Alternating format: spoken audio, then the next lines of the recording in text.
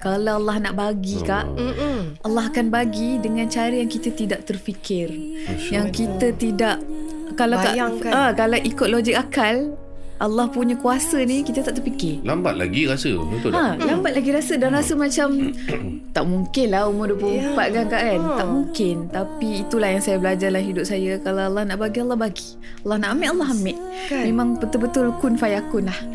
Jadi kalau kita doa tu, doa je. Jangan takut nak doa benda yang boleh macam kita rasa macam tak logik lah kan. Dulu-dulu Kak, saya rasa macam nak doa lebih-lebih, saya rasa macam tak mungkin lah kan. Macam tak mungkin aku dapat macam tu kan.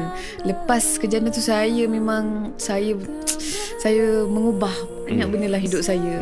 Saya rasa memang Allah tu maha kuasa, maha hebat. Minta walaupun kita rasa macam mustahil, tapi Allah punya kuasa tu tidak terfikir lah.